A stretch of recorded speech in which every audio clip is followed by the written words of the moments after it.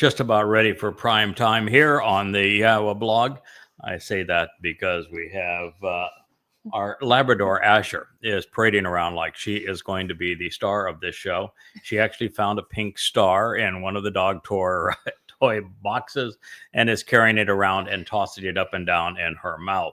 So if you see a star, you'll know from whence it came in this program. This is our continuing story of Chakmah Choter and Chakmoth's wife of Chakmah Choter as we pursue what we can learn about this individual that YAHOWAH said would be germane to his message in the last days. Downstairs this morning in our Rainbow Studio, one of the things that we came to realize is something that I had heretofore missed. I had thought that when Isaiah concluded his presentation on the Towrah gleaning with a realization that the Zeroah, the individual, that's be myself, the third of the three Zeroah, concluded the ingathering of Towrah, and that he would then serve as the parah is the term that he used. Now, parah is a productive bull. A parah is sometimes translated heifer because of the AH ending, but the AH ending doesn't make every word feminine. It can convey other things, and in this case, it takes par, which is bull, and makes it parah, which is fruitful and productive. So it would be a fruitful and productive bull, known also as the red heifer or the Adamah parah. And so in Isaiah 17, we read this transition between the Zeroah cultivating his harvest and then serving as the parah, as the productive bull.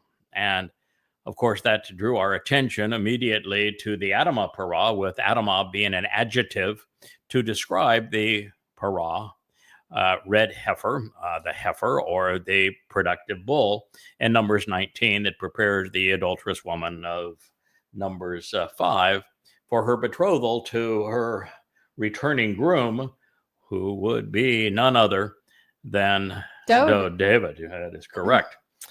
However, did you know that wasn't the first time that Yeshayah made the correlation between this latter-day witness and parah?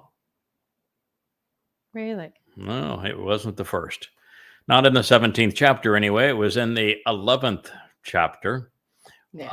The famous Choter chapter, in his introduction, just in his introductory statement, which is, reasonably profound. It says that this Choter is going to be a stem, and he is going to be like a sucker of providing new life for the fallen stump of that is Yisrael, being rooted and providing life to the roots that underlay even Dod's arrival.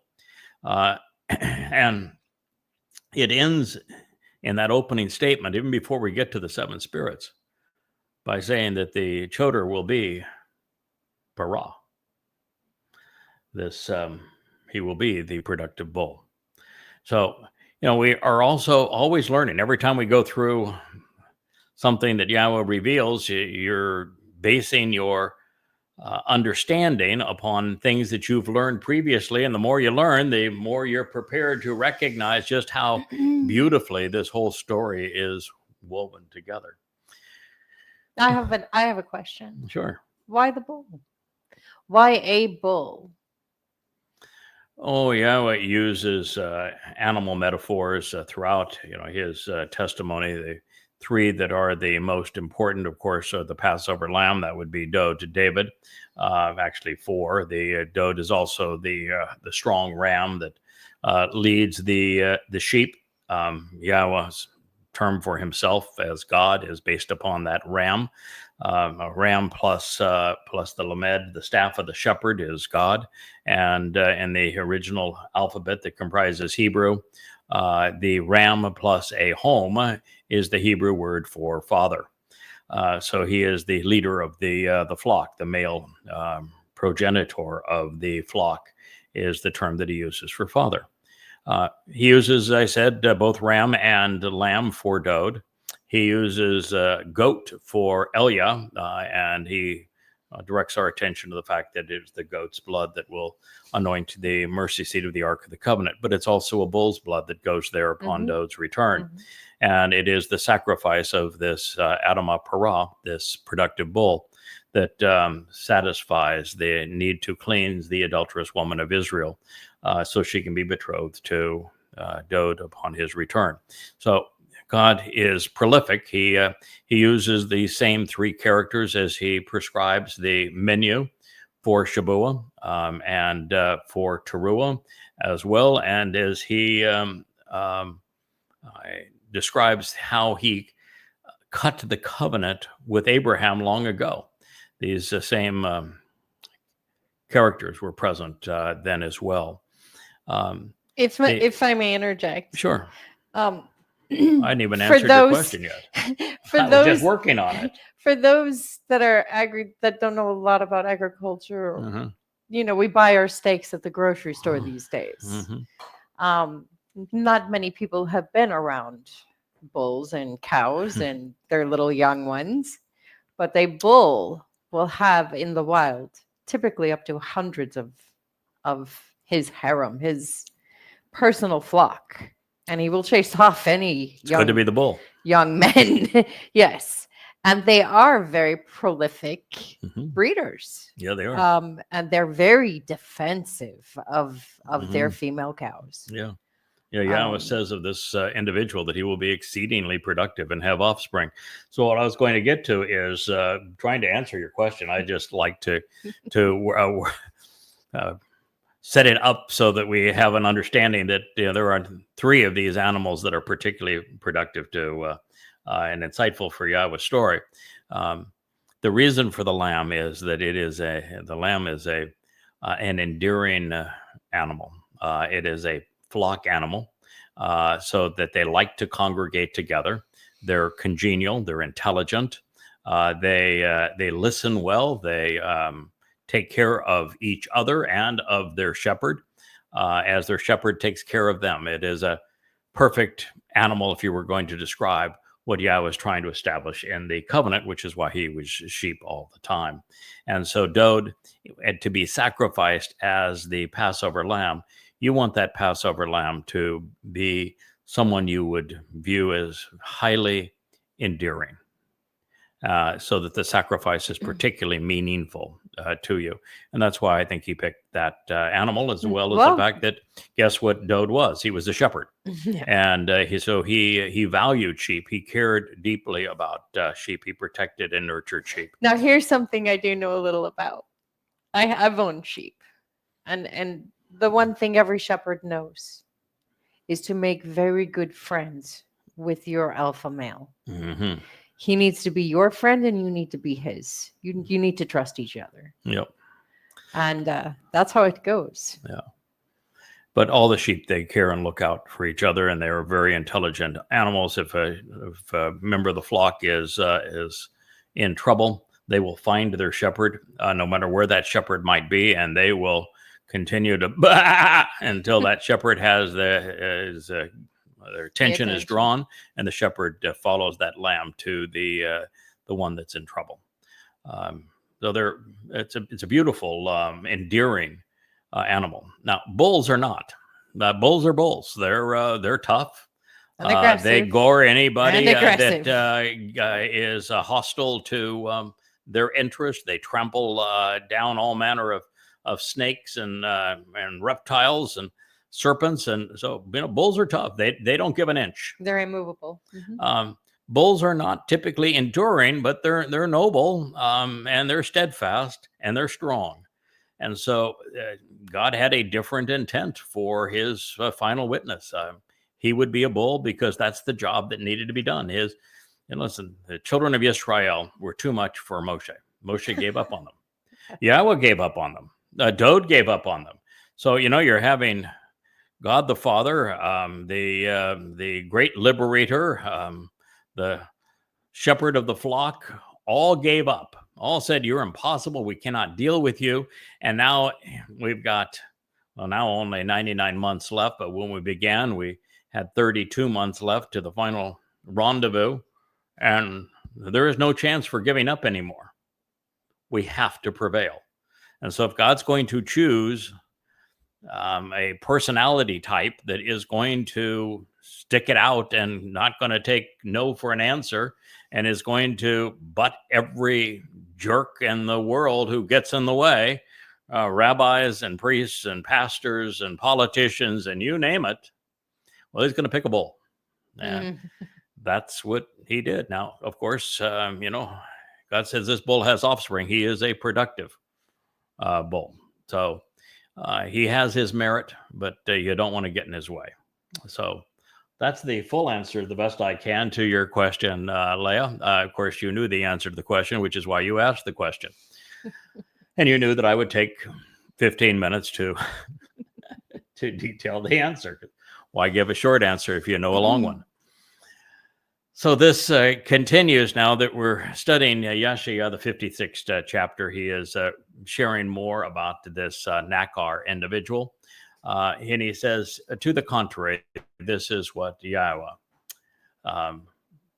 says on behalf of individuals who have been castrated and as a result of the positions they have taken and as leaders of those who provide guidance regarding the benefits of the relationship by being consistently and continually observant during my Shabbats, who evaluate and choose to walk on the correct path in deference to me, out of respect for me, and who are willing to demonstrate an intense desire to learn about, to be steadfastly committed to, and to become empowered by my covenant. Chazak ha-barath. We don't often see Shazak in associated with Bareth, but we do find it one other time that is particularly important. Do you know the most important use of Shazak in association with Bareth and the prophets? Shazak? Yeah. No. Okay. No. How about you, Rich? That's not a word that, no, Shazak? I'm familiar. Yeah. Shazak. Yeah, it means to be exceedingly firm, resolutely focused, committed, empowered, and tense, Immovable. uncompromising, unrelenting. It's the bull of terms. If ever a term was bullish, this Sounds one, like you. Yeah. this one is bullish. You know when it's also used? Where? This is the beauty of doing this, because this is actually the first time I've recognized this as well. When Yahowah speaks in the 30th chapter, or 31st chapter, I should say, of Yirmiyah, and he's talking about the reaffirmation of the covenant. And he says that reaffirmation is going to be with the same people he drug across the wilderness, and they were the children of Israel. And he said that Christians, that it's going to be the same cast of characters that he drug across the wilderness, kicking and screaming, and that the reaffirmation of his covenant with them will not be exactly as it was. This new, which is going to be the one that occurs in the last days. He says it's not going to be exactly the same as it was way back then when I took them with the Shazak hand, with a firm, resolute, uncompromising, unrelenting hand. In other words, what God is saying is, with the children of Israel on their way out of Mitzrayim, I didn't give a rat's patootie about free will. Didn't mean anything to me. They dragged were not, them along, kicking and screaming. They were not bright enough. They were not well enough informed. They didn't have the right attitude for me to ask them if they wanted to leave Mitzrayim, and ask them what route they would like to go, and ask them what diet they would like to have along the way, and if there was a preference in water stops, perhaps. I says they were just too cantankerous, too ignorant, too belligerent to make this an expression of free will. And they were so irascible, they actually preferred to be slaves in Egypt. So I had to take him with a firm hand. This was a known breach of free will. I did it with a firm hand. And so that's what God said is the only difference between the covenant as it was manifest during the Exodus and the covenant as it will be reaffirmed with Dode having returned and Yahowah having returned, and us ending the millennial Shabbat. Now, I've never really understood the full ramifications of that. And what I've always said is the difference will be that free will matter for those who become part of the covenant later. And certainly it does. God's not going to bring you into the covenant kicking and screaming.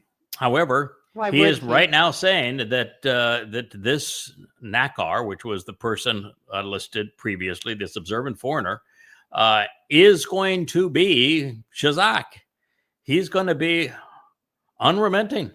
He's going to be intense. He is going to be unrelenting. He is going to grasp hold of this responsibility and see it to the end. He is not going to veer left or right. He's committed.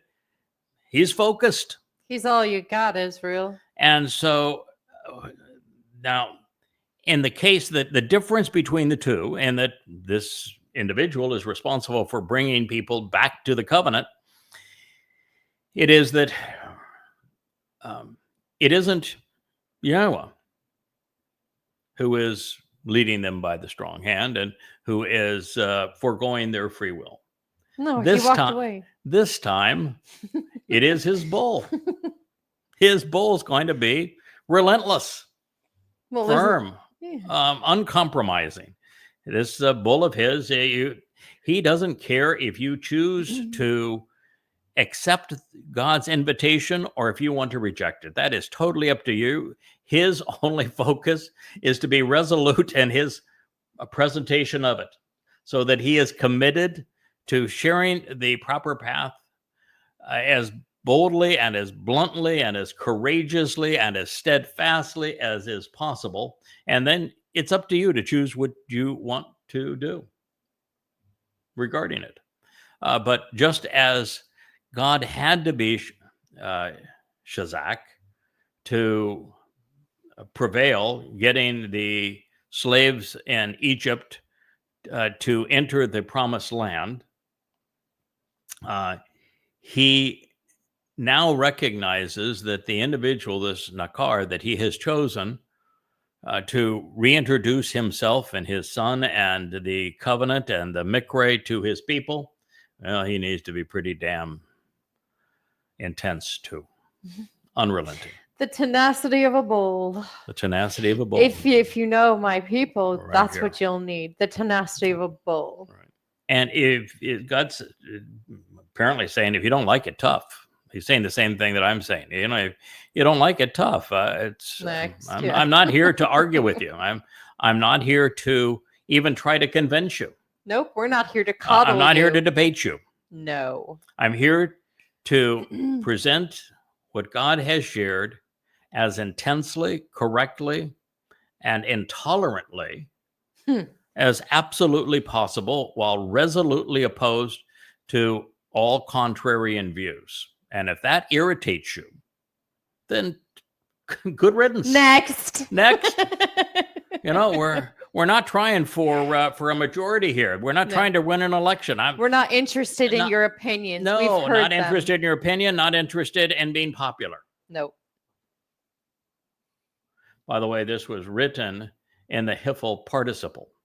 Now, what that means is that this individual who is being Shazak is representing Yahowah. that he is an understudy of Yahweh. And in the participle, that he is being defined by Yahweh's approach to things. Oh, we're back to the joined at the hip stuff, huh? Back to that being joined at the hip stuff. Mm-hmm. So if you remember our program yesterday, this is actually a parallel arrangement. And we find that an individual's fate and position with God are a product of their choices relative to God. So here the Saris find favor in Yahweh's company because they walk along the correct path, while in the previous statement, they are ostracized for interfering with God and inferring that God is no longer productive. Well, this Parah is a productive bull, and his produce is derived from what Yahweh is offering. So, also of interest, the Shabbat presented as a day of observance, as a time to learn about and to be resolutely focused on Yahweh, also reaffirms that it is a day to be active, not a day to be paralyzed.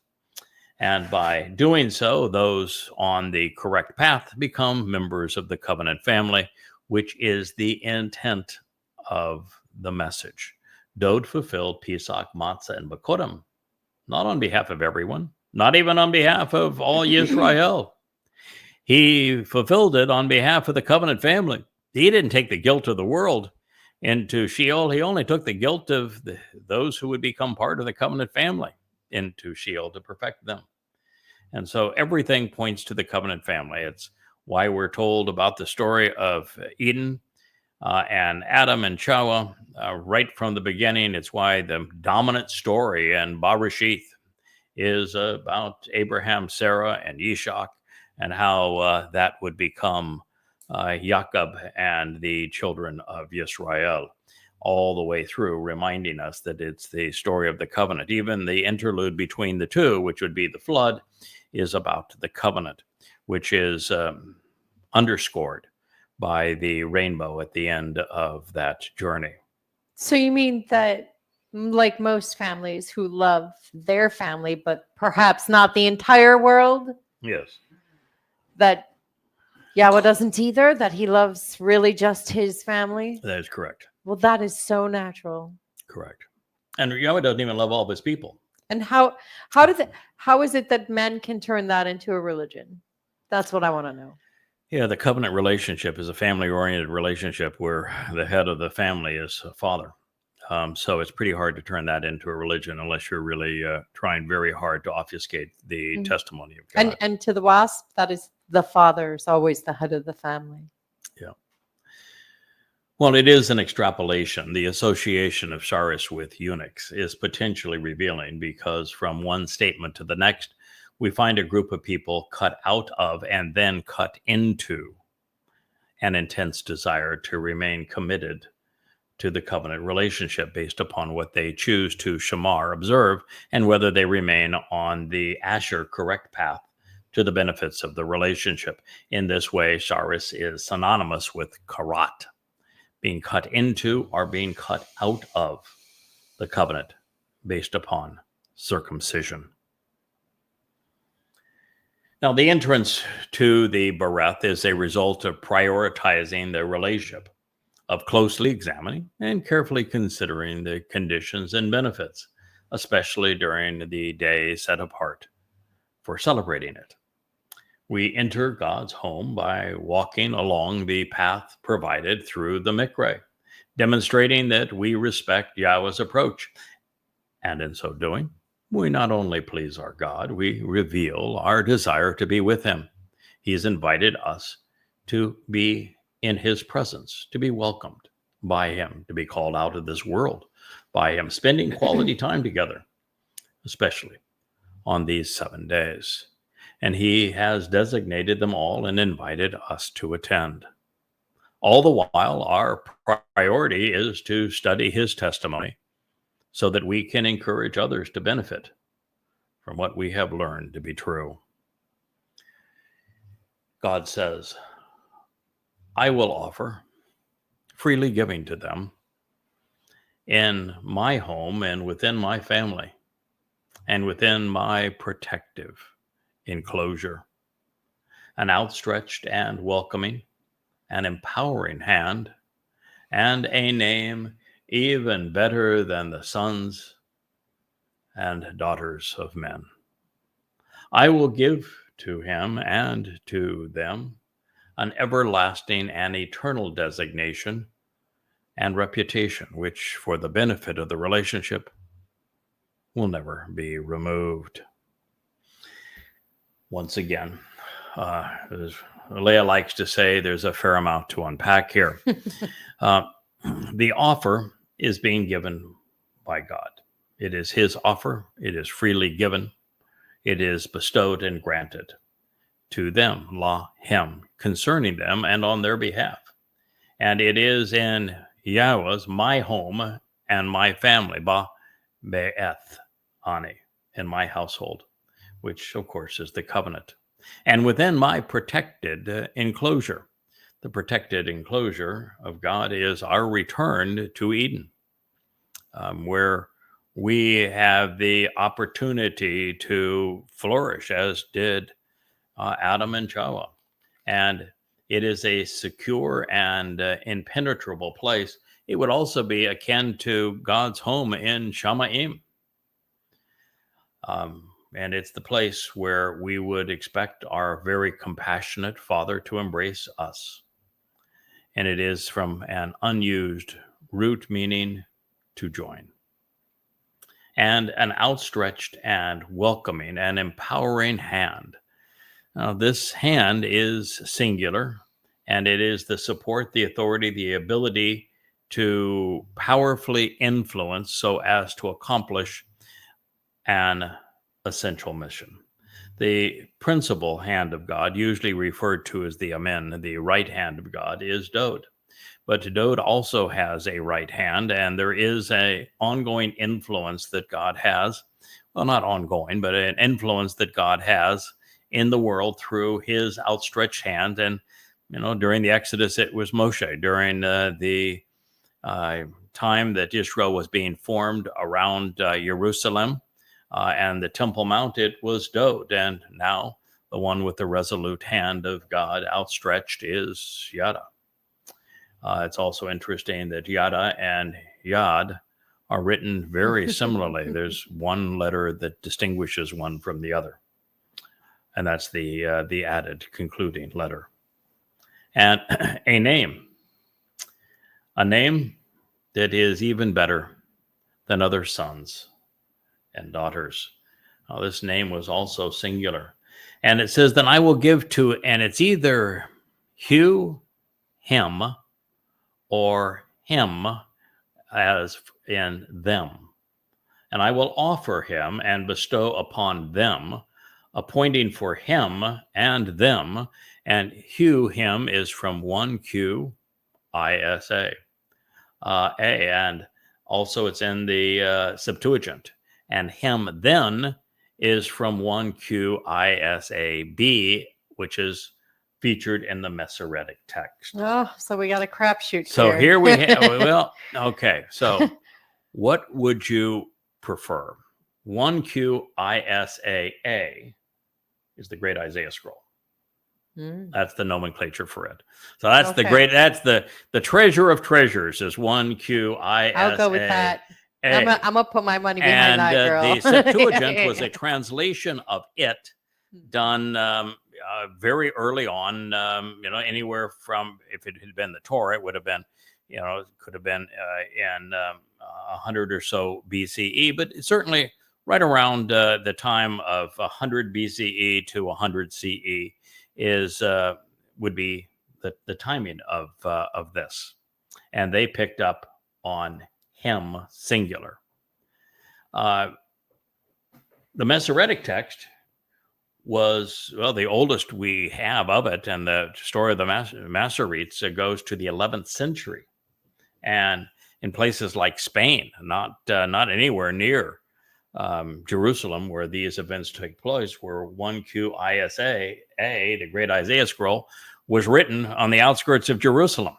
And these Septuagint was written nearby, and within 5 centuries of that time, not within 15 centuries of that time. So if you're trying to decide between the two, it's overwhelmingly in favor of the great him. SAS girl. Yeah. So, but it's always nice to go through. This is the evidence. I want to tell you what the evidence is, and you can make your own call. I'm giving you the reasons that I think it says I will give to him, because now we're going right back to this bull, to this Nakar, singular to this male individual that is the hand of God at this time, who is so resolute. So I will give to him an everlasting and eternal designation and name, which for the benefit of the relationship will never be removed. So when you look at 2 things here,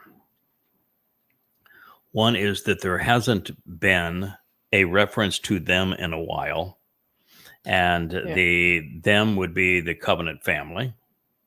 But there hasn't been a reference to, the whole narrative has been about the role that this Nakar is playing in these circumstances. So it makes much more sense to say it is being given to him. I don't think we have a problem with that. What I'm wondering now is that do you have to call the bank and change your checks to Yada? I don't know. So the thing that we also know is that, for example, Dowd, as the firstborn son, gets the lion's share of the inheritance, but he is going to reflect his father's nature, which means that he is going to enjoy sharing with the rest of us. The same thing would be true here. If the Nakar is given a special name by Yahowah, and if that name is Yada, Ben Yahowah, which would be a really, really, really good name, the son who knows Yahowah, that would be a hard one to beat. But if he is going to provide a new name, which he does, he renamed Abraham, didn't he? He renamed Sarah. Yeah. We know that Jacob got a new name to Israel. So it would be common for Yahowah to do this in character, and in the case of Jacob being renamed, that name was shared with all the people, wasn't it? And with the rename of Abram to Abraham, that name was shared with all the people because he became the stand-in for a merciful father. That's what Abraham means. And if you're dealing with Sarah, well, she became the basis of Ish Sarah El. So it was shared with everybody. So if we're going to go along with the same strategy, whatever name this is, and Yada Yahowah would be a really good guess. Yahowah ben Yahowah would be a very, very good guess. Then Yada Yahowah has already been shared. You'll see it offered freely in these books behind me at yadayah.com. So that is the likely scenario here, other than I could, I guess, go out of character and say, no, that's my name. I'm not going to share it with anybody. Probably not. Okay, Yahowah saves Isaiah 56:5. So in light of what Yahowah is providing through his Nakar, observant foreigner, many are going to benefit by their inclusion into the Bereth family. These fortunate individuals will enjoy Yahowah's loving embrace as they celebrate in Shamaim. This is God's gift to his people, one freely offered to those who listen and who are observant. And as a result, they will be bequeathed a share of the name of names. We will enjoy the everlasting benefit, becoming Yahowah's sons and daughters, regardless of our ethnicity, which is why God values the contribution of his Nakar and supports the team who are now serving and working as family. If you notice, this whole thing is about names, who's and identifications. Mm-hmm. Names are of vital importance. Yeah, did you catch that, Israel? Names. Names. Yahowah. The house that Yahweh built was for his name. Yahud, which is a compound of Yahweh's name and Dod's name, means Yahweh's beloved. Yisrael, combination of Yahweh's title and Sarah's name. It means individuals who engage and endure with God. But on the negative side, it can be also individuals who strive against and argue with God. All names have meaning. Yada, mine, means to know. Yahweh's means to exist. Yeshayah, this prophet, means that Yahweh delivers and Yahweh saves. Every name that Yahweh chooses is meaningful. Even Moshe being one of the first, Moshe's name means one who draws out, and he drew the children of Israel out of religious and political persecution.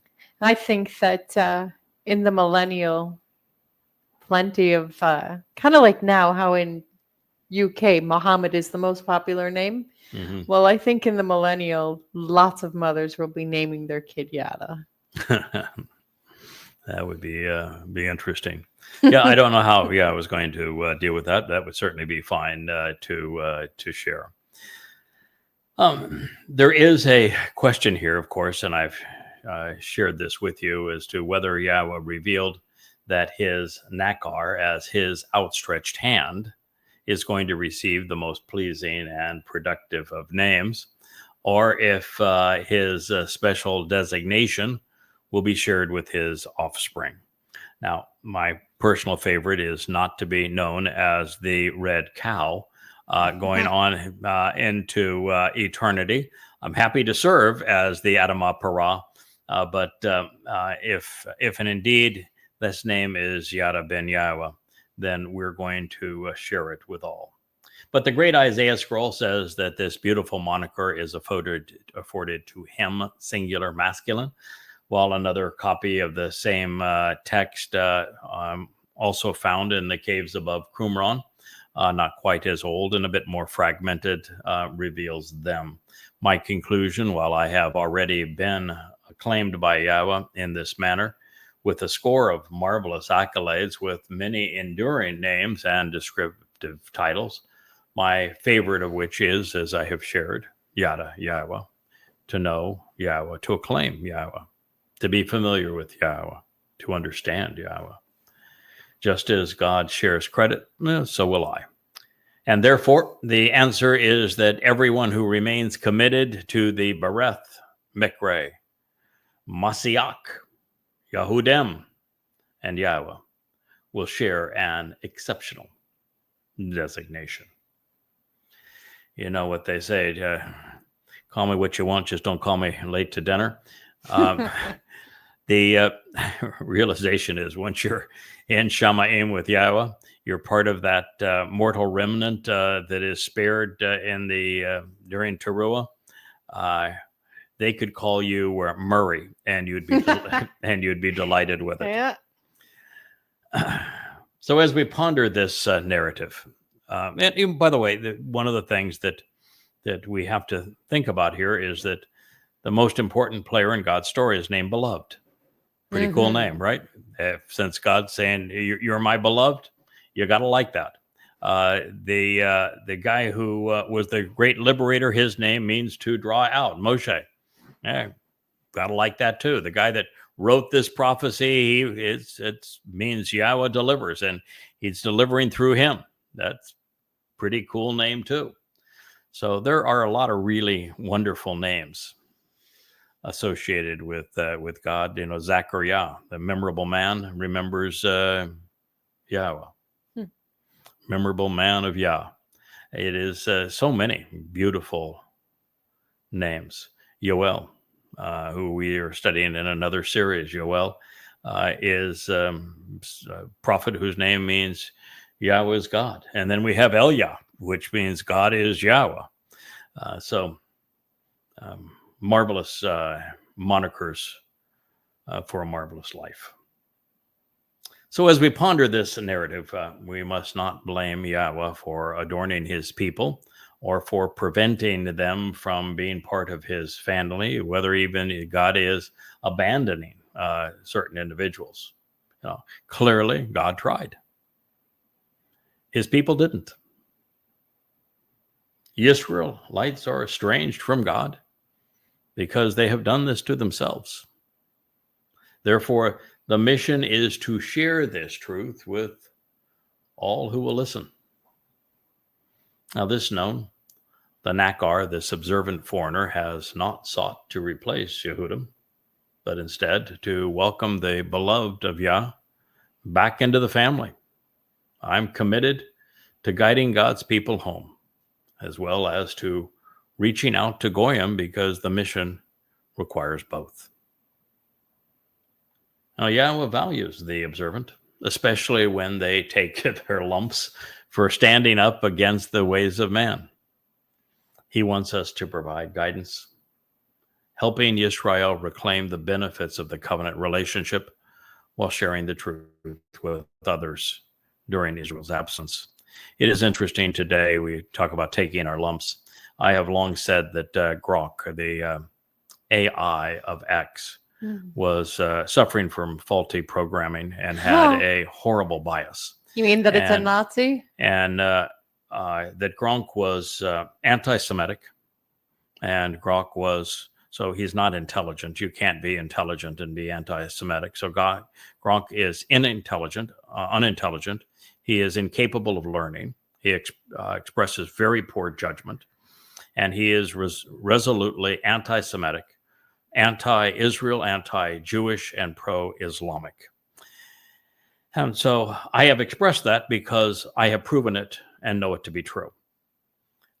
Over the last 2 days, Gronk has blathered all over itself, saying all manner of things which are anti-Israel, anti-Jewish, anti-Semitic, and has been totally embarrassed for Elon Musk and X, to the extent that the woman who has mismanaged X over these past 2 years was fired yesterday.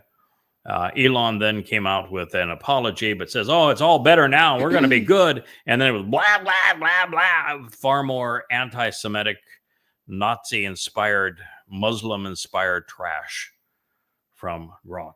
And the fact of the matter is, right now, X is exceedingly counterproductive. It is an anti-Semitic swamp. It is opposed to God and opposed to God's people. And while I've had tremendous respect for what Elon has done in business and tremendous disrespect for what he attempted to do in working with Donald Trump, the fact is that he didn't get his act together and get it together soon. Then he is going to be labeled an enemy of God and his people. And that's not a place you want to be.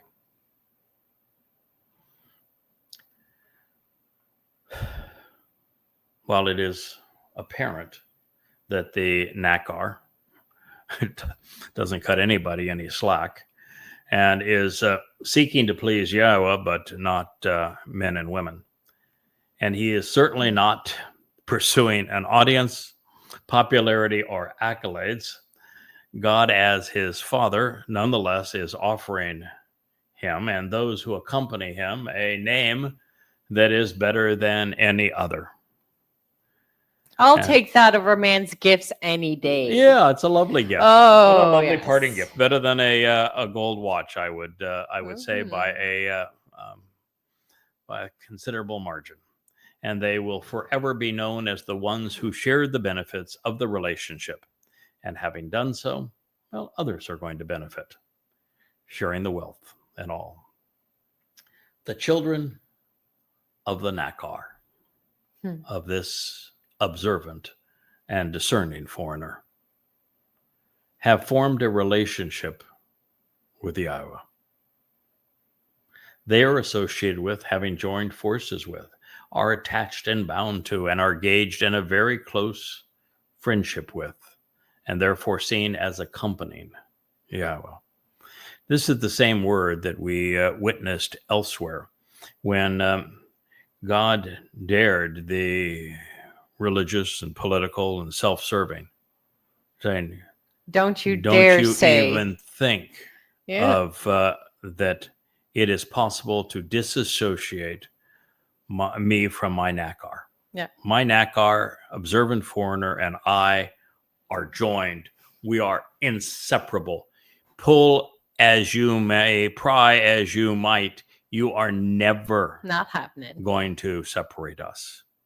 But here, just as we're talked about sharing and of names and of sharing the wealth, it says now that the children of the Nakar, of those the Nakar brings into the covenant family, those who are genuine children of God, are also attached to Yahweh, are also inseparable from him, are in a close personal relationship and friendship with the Almighty.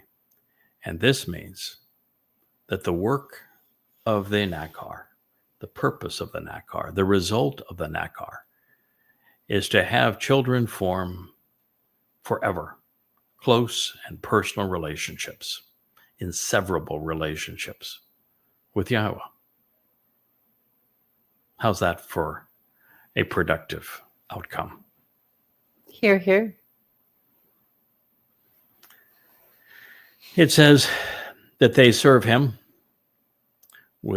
in love, with Yahweh's name and renown. Now, they serve him. Could be they serve Yahweh, couldn't it? But if they're serving Yahweh, why would it be in love with Yahweh's name? And I guess it could be they serve Yahweh in love with Yahweh's name and renown. That's true. But since this is about the Nakar, and that was the last individual noted, wouldn't him more adroitly apply to the Nakar? Absolutely. And a little reality on the ground, those currently working Team Yada pull sometimes 80-hour weeks. Yeah. And in this particular case, would there be much of a distinguishing factor between they serve him, lowercase h, the Nakar, and him, uppercase H, Yahweh? Not really. Not if you're joined at the hip. No.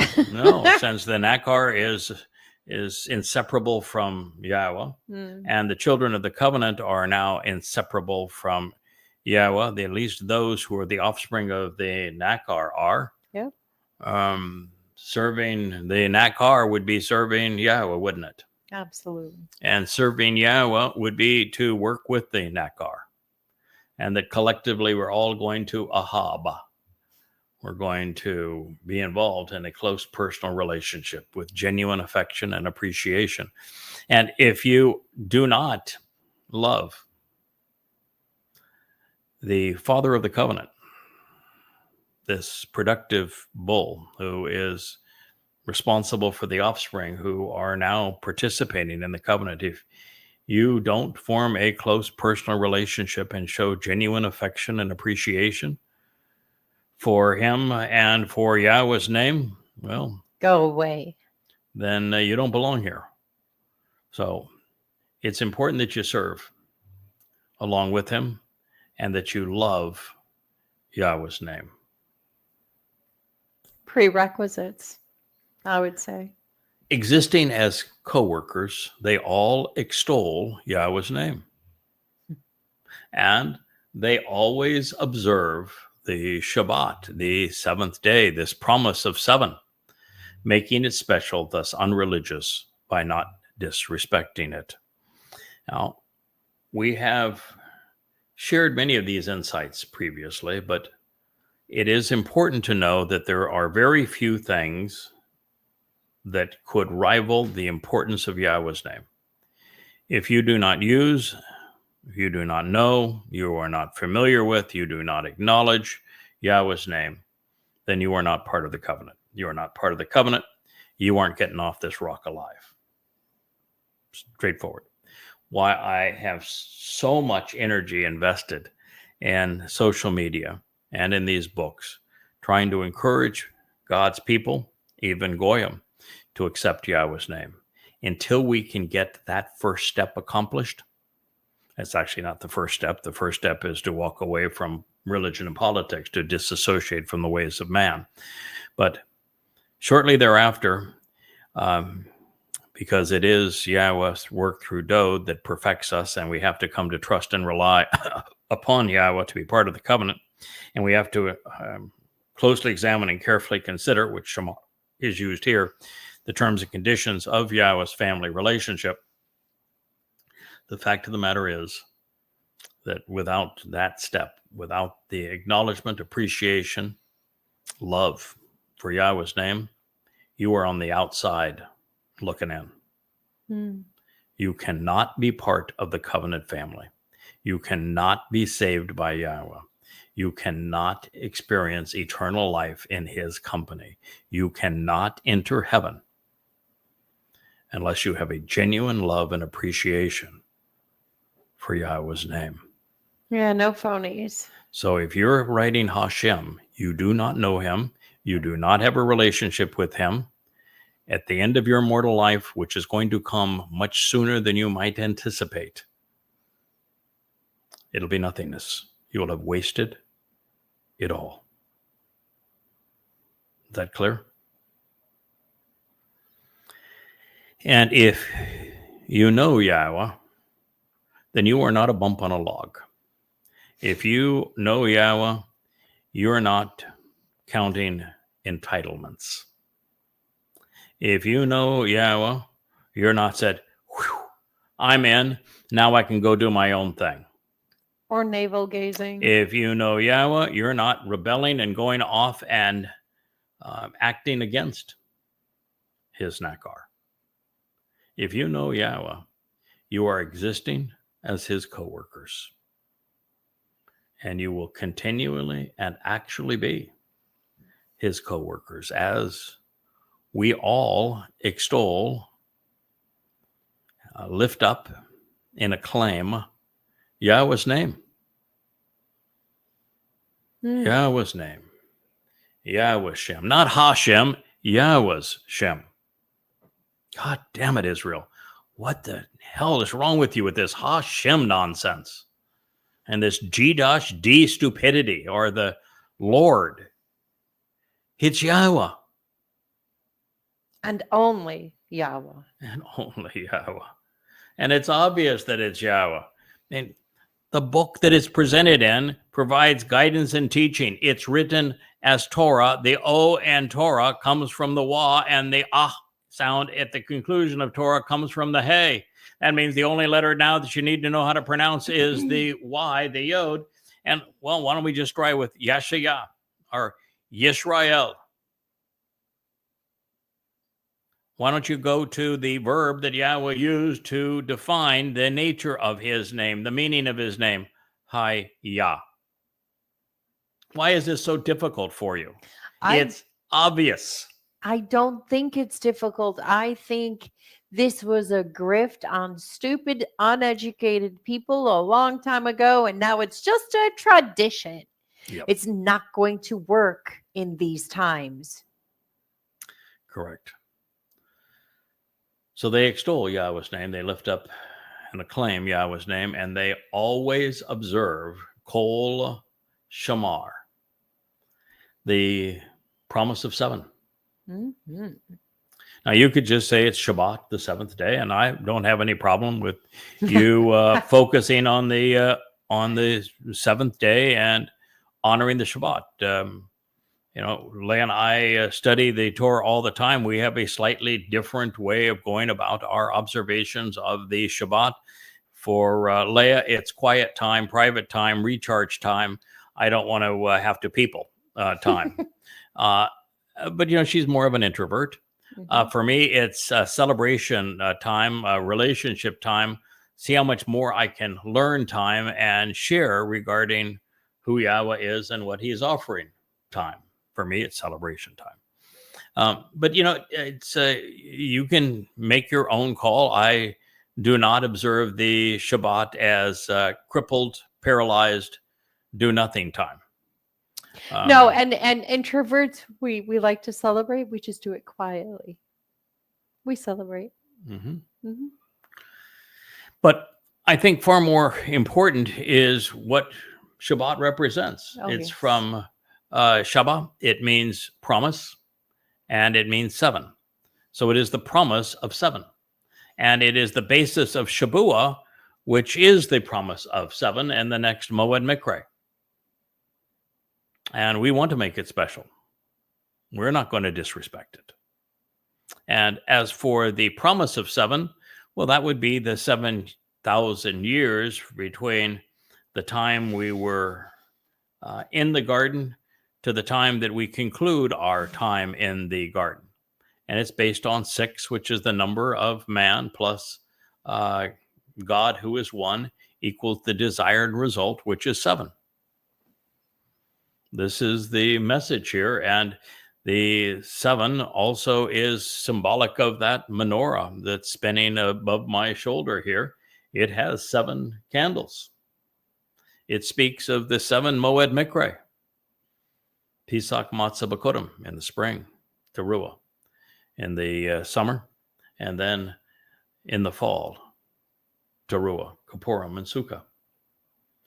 It also speaks of the promise of the 7 Ruach that would enable the Choter, who is the Nakar, and his deliverance of this message. Don't disrespect any of these things. Don't make them religious. Don't make them common. Don't treat any with contempt.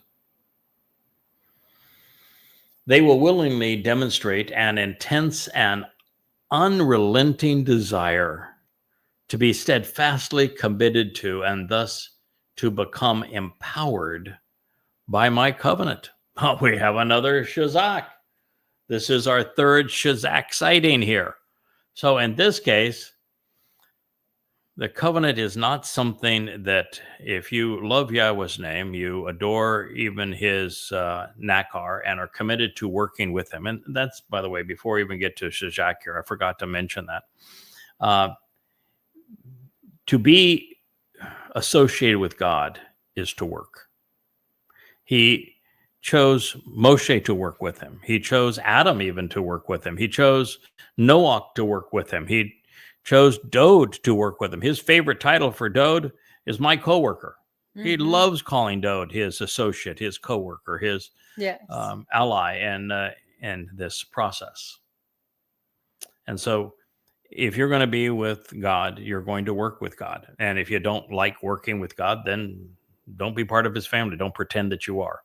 Now, in this case, he is using Shazak to say that once you're part of the covenant family, you're going to be just like that damn bull. You're going to be resolute. You're going to be focused. You're going to be committed. And productive. You're intense. You're unremitting. Remitting. You are dedicated.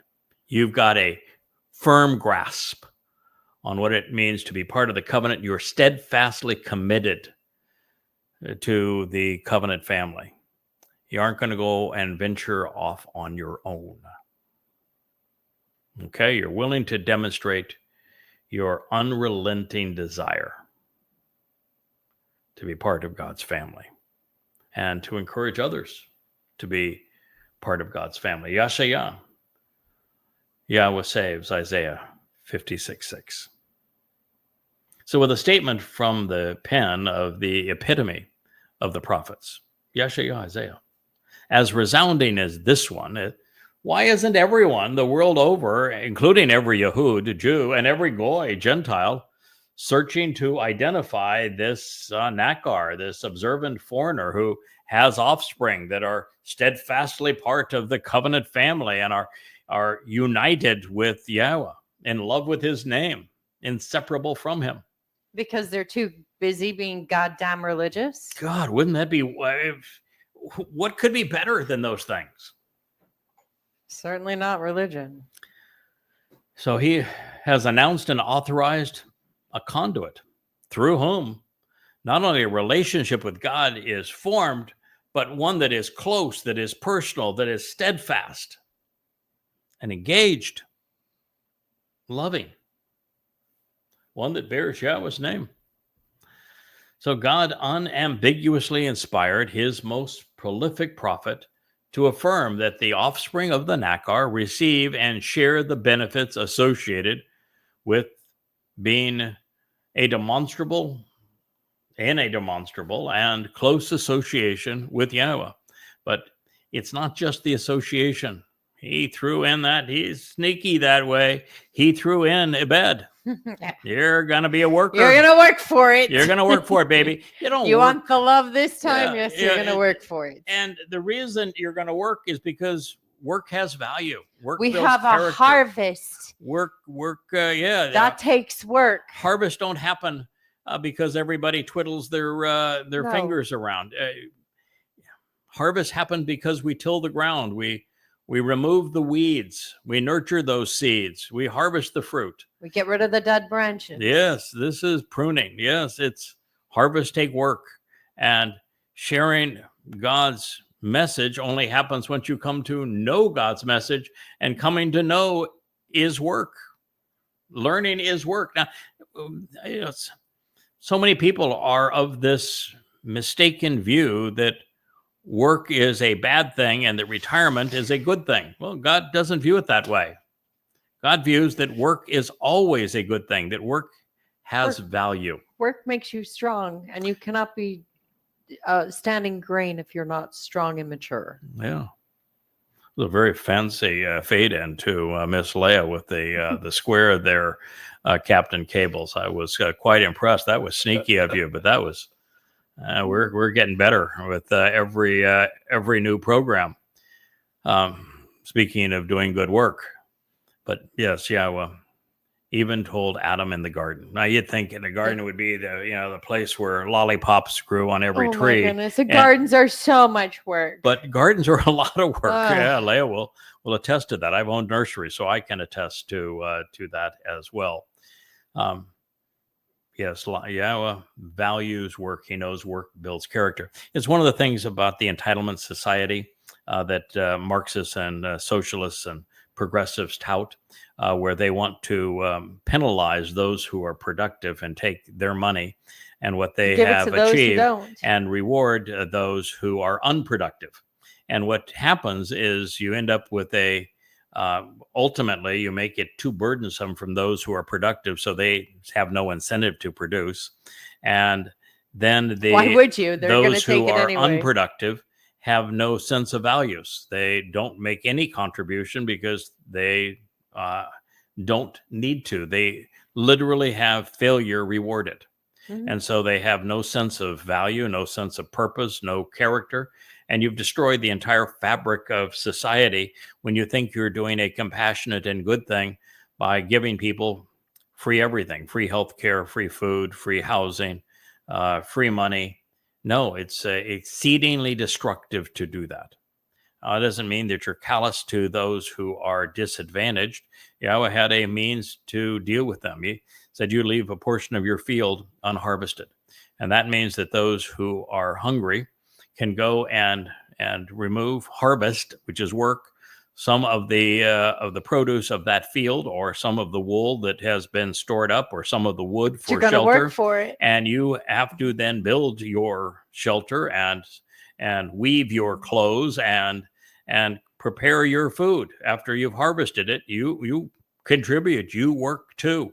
And it builds a sense of satisfaction and of values. And that's Yahowah's plan. And I'm going to tell you, much smarter than any Marxist. So, as we like to say, here we are. This is God's story. It is his way. And in this case, he is presenting the offspring of the Nakri such that they receive these benefits that are associated with the relationship. And the observant foreigner is facilitating a result that is inarguably among the most important results in God's story. The offspring of the Nakri are joined unto Yahowah. They work with Yahowah. They love Yahowah and his name. They're co-collaborators in God's story. And that makes the Nakri's role within the top three, with the others being Moshe and Dod.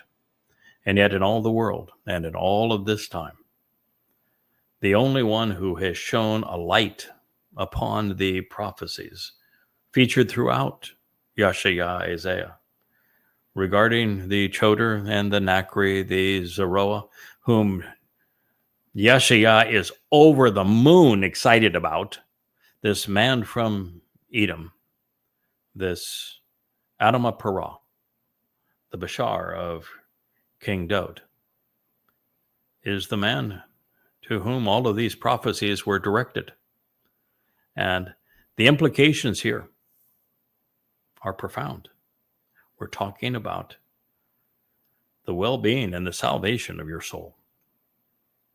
So we thank you for listening. Thank you, Leah, for... Well, before we go, okay. Speaking of co-workers, Team Yada has 4 members currently, and we have 8 that are coming back with you. I'm still looking for 4 more. So, well, I think there's a lot. I'm going to put that out there. Well, no, there's a lot of people who aren't in your group that are producing book covers and songs and yes. Look and feel kinds of things that are contributing tremendously on X and on Facebook, and others that are working in various ways to help share this message. Now, we can definitely use more. We would like to fill that quantity of 70 core workers that are engaged actively promoting Yahowah's story and enabling everything that we do. It'd be wonderful to have a full-time person just for TikTok and Instagram, and another supporting what Amazon, I do KDP. on X, and others supporting the outreach on the Yada Yahowah group in Facebook, and in Odyssey, and in Rumble, and more people helping to promote YouTube. Someone to help us with the relationship with Amazon in terms of the continued updating and publishing of these books, and someone to work with Joe as he develops the website. IT. There are so many jobs out there, yes, to do, and someone to do graphics, someone to do news clips, lots of work, lots of someone work. to help with the songs that we produce. There's someone to do editing, and we do have some wonderful contributors on the editing side as well. Wonderful, and our beloved fact checker. So we do have quite a team that is supporting this. We'd like to grow but it. There are many other available slots to be filled, yes. And we would encourage your participation, and we would tell you that the rewards are literally to die for. Oh, yeah. So thank you for listening. We'll be with you again tomorrow. May God bless you all. Shalom.